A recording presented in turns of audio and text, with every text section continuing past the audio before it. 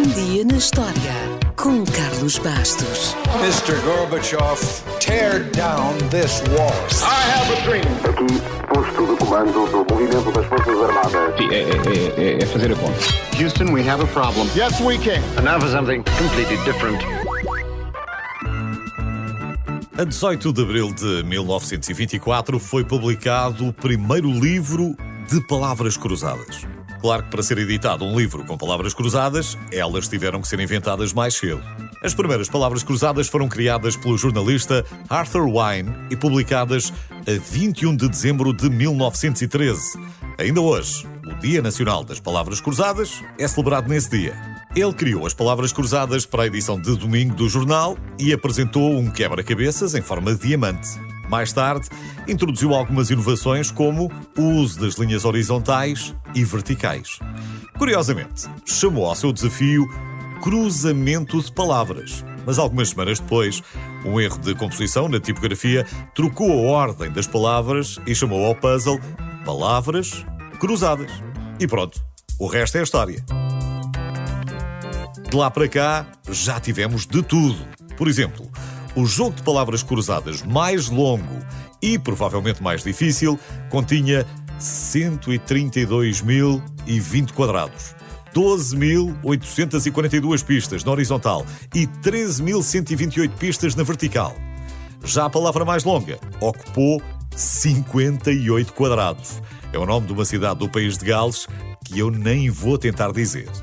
Curiosamente, também foi no mês de abril, mas em 2011, que um tal de Corey Newman pediu a sua noiva em casamento com a cumplicidade do Washington Post e a ajuda das palavras cruzadas. As palavras cruzadas desse dia continham os seus nomes e na linha seguinte formavam a frase: "Queres casar comigo?" A resposta foi sim, e tanto quanto sabemos, continuam casados e a fazer palavras cruzadas em conjunto. No mundo ocidental, as nossas palavras cruzadas são muito semelhantes, mas por esse mundo fora há variações dependendo do país ou do alfabeto. As palavras cruzadas dos israelitas, por exemplo, usam apenas consoantes e as palavras cruzadas japonesas usam uma sílaba por cada quadrado em vez de uma letra. E já que falamos nos japoneses, não consta que eles se tenham preocupado muito com as palavras cruzadas durante a Segunda Guerra Mundial.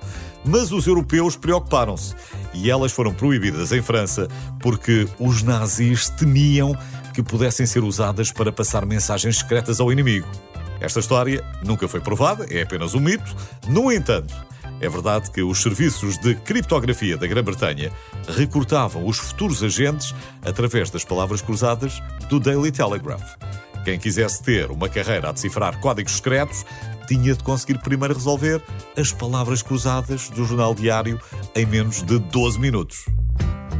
Ainda a propósito de guerra e de palavras cruzadas, talvez não saiba, mas as maiores palavras cruzadas do mundo estiveram projetadas durante semanas na parede de um prédio com 30 metros de altura na cidade ucraniana de Lviv.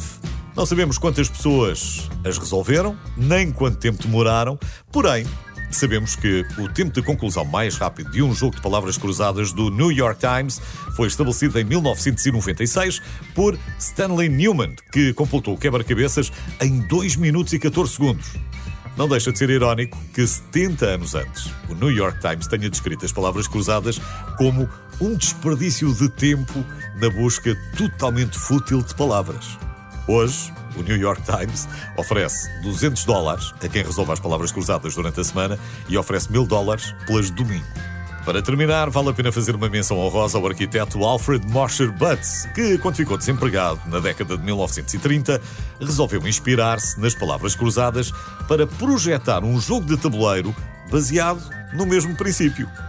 Esse jogo, um dos mais vendidos de todos os tempos, é, evidentemente, o Scrabble.